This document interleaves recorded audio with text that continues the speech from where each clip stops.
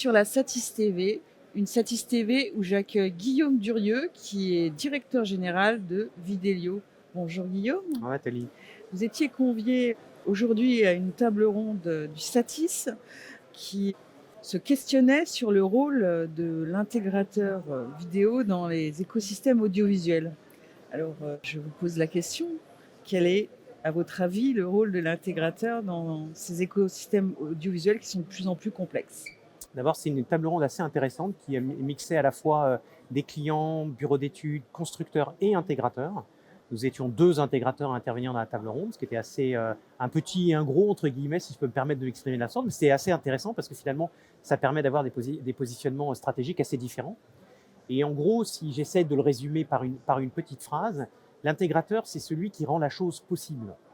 Au sens où, quelque part, à un moment ou à un autre, c'est lui qui va traduire une expression d'un client ou un cahier des charges exprimé par un conseil ou un bureau d'études dans quelque chose de réel. Donc on va passer du virtuel, entre guillemets, du papier ou de la réflexion à quelque chose de réel. Et puis c'est celui qui va s'engager sur le fait que ce qui est exprimé ou souhaité par le client va pouvoir se faire et pouvoir se faire dans le temps. Voilà. Donc vraiment, c'est celui qui rend la chose possible. Le rêve devient réalité grâce à vous. Quels sont les challenges récurrents auxquels vous êtes confrontés par rapport aux tendances d'aujourd'hui? Alors ça varie un petit peu en fonction des métiers et des secteurs d'activité dans lesquels nous on peut agir en tant que Vidélio. Cet après-midi, le sujet était principalement tourné autour du monde de l'entreprise, où c'était vraiment quel est le rôle de l'intégrateur dans le monde de l'entreprise et notamment du bâtiment au milieu de tout ça. Donc les challenges qu'on a sont des challenges qui sont assez récurrents et assez anciens. C'est qu'on s'inscrit à l'intérieur de tout un écosystème bâtiment, depuis la première pierre jusqu'au moment où il faut réceptionner le bâtiment. Et le challenge que ont souvent les intégrateurs audiovisuels, pour le coup, parce qu'un intégrateur, c'est assez large et il y en a dans plein de métiers et dans plein de domaines, mais nous, on arrive souvent en dernier, donc il faut rattraper le temps perdu de tous ceux d'avant et arriver à essayer de livrer quelque chose qui est très visible auprès du client final, malgré le fait qu'on va s'interfacer avec plein d'autres écosystèmes du bâtiment et donc plein d'autres intégrations, mais celui qui reste et celui qui se voit, c'est l'intégrateur audiovisuel. Donc on a ce challenge un peu de responsabilisation à la fin d'un projet, d'arriver à faire en sorte que le projet soit réalité et au travers de ces métiers de la communication vidéo qu'on peut opérer aujourd'hui. Sur les chantiers, les projets d'aujourd'hui, il y a souvent une demande d'immersion qui vient aujourd'hui se doubler d'une nécessité de développement durable. Comment vous confrontez-vous Oui. à ces Alors problématiques? c'est un peu 2 sujets dans le sujet. Il y a effectivement des besoins de plus en plus grandissants de communication vidéo, et puis d'usage de la vidéo au sens large. Donc c'est vrai que c'est assez variable. Il y a plus, et je pense que du coup le fait, c'est un peu la conséquence des périodes post-Covid. Il y a eu un accélérateur du besoin de communication et notamment de la communication présentielle et distancielle ou la communication hybride qui a accéléré en fait pas mal d'usages et qui a aussi augmenté une forme d'exigence que peuvent avoir les utilisateurs au final. On n'accepte plus d'avoir quelque chose qui est à peu près. On a besoin que ça fonctionne et que ça fonctionne bien et que ce soit confortable à la fois pour les gens qui sont géographiquement présents dans les espaces et potentiellement pour les gens qui sont à distance. Et puis effectivement, il y a de plus en plus de demandes d'espaces immersifs pour faire vivre des expériences aux utilisateurs, que ce soit dans le monde des espaces recevant du public ou que ce soit dans le monde de l'entreprise. Donc on a eu quelques petits projets amusants ou intéressants, en tout cas cette année, qu'on a pu réaliser chez Vidélio. Et puis à côté, il y a le domaine un peu grandissant de la RSE, ou de la responsabilité sociétale et environnementale. Et il n'y a pas que l'économie d'énergie là-dedans d'ailleurs, il y a aussi comment est-ce que nos technologies peuvent répondre à des enjeux de RSE auprès des clients finaux.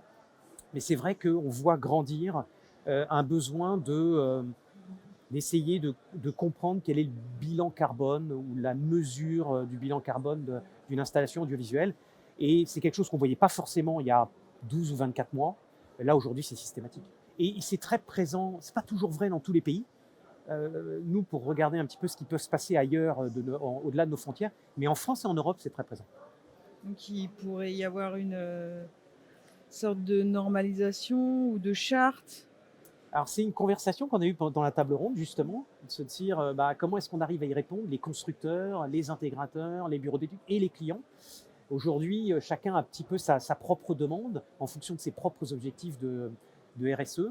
Et oui, il faudrait que collectivement, cet écosystème de l'audiovisuel, il arrive à définir un peu des standards qui permettent de ne pas réinventer à chaque demande ou pour chaque client une mesure qui, du coup, d'un client à l'autre, ne veut pas forcément dire la même chose. Donc oui, je pense qu'il y a un vrai besoin de, je ne vais pas dire normalisation, parce que le terme serait peut-être un petit peu fort, mais d'approche commune sur comment est-ce qu'on peut répondre à ces enjeux de RSE dans cet écosystème audiovisuel. Vous traitez des dizaines de projets par an, peut-être même plus, je ne sais pas, vous allez me le dire tout de suite. Alors déjà, est-ce que vous pouvez un peu quantifier toute cette somme de projets que vous traitez? Et d'autre part, est-ce que vous pouvez me citer 2 projets pour être assez succinct, de projets qui vous tiennent particulièrement à cœur, que vous avez réalisés récemment? Oui, alors si j'avais à retenir 2 projets qui sont d'ailleurs assez différents au sens propre du terme, on a réalisé un très beau projet pour le groupe L'Oréal dans Paris. Le projet s'appelait R14 et on a fait un espace immersif tactile pour notamment la présentation et la formation des équipes dans une techno assez complexe, avec un mur curve. Donc il a fallu tactiliser une surface gigantesque pour l'ensemble des utilisateurs et c'était un challenge technique assez fort. Et c'est un projet qui a été très long parce que ça a commencé quasiment par de la rénovation d'un bâtiment jusqu'à la livraison du bâtiment. Et on a livré ça cette année et plutôt avec succès. Donc ça a été, je pense, collectivement un projet assez réussi. Et puis le second, c'est probablement le siège du BCG, du Boston Consulting Group, en bas de l'avenue de la Grande Armée, dans le siège historique de Peugeot. Enfin, moi, j'ai toujours connu Peugeot comme dans son siège à l'avenue de la Grande Armée. Et le BCG donc a récupéré ou réinvesti ces locaux-là. Et ils ont fait des espaces audiovisuels assez étonnants, assez innovants, et un projet assez volumique en termes de taille de projet. Des projets de ce niveau-là ou de cette taille-là, on n'en voit pas passer tous les jours. On aimerait bien d'ailleurs en voir passer tous les jours. Mais on n'en voit pas passer tous les jours. Ils ont été assez innovants dans la réalisation de leur audiovisuel. Et là aussi, c'est un projet qui a été assez intéressant, non seulement par les réalisations qu'on a pu faire, mais par la relation aussi qu'on crée avec le client, qui est vachement à l'écoute, qui a été très à l'écoute, avec qui on a travaillé sur les espaces pour arriver à leur fournir une expérience utilisateur assez forte. Et puis au milieu de ça, un bureau d'études aussi qui a été aussi assez moteur dans cette conjonction entre le client, nous, les acteurs. Voilà, donc plutôt aussi un sujet assez intéressant. Voilà. Et quant à la question du nombre de projets sur lesquels vous travaillez par an? C'est une bonne question. C'est une bonne question. Il y a le nombre de projets, le nombre de salles qu'on peut déployer. Bon, je ne sais pas si on parle en milliers. Donc on réalise plusieurs milliers de projets par an. Mais bon, voilà, évidemment de toute taille. Donc il y a des tailles qui sont très différentes.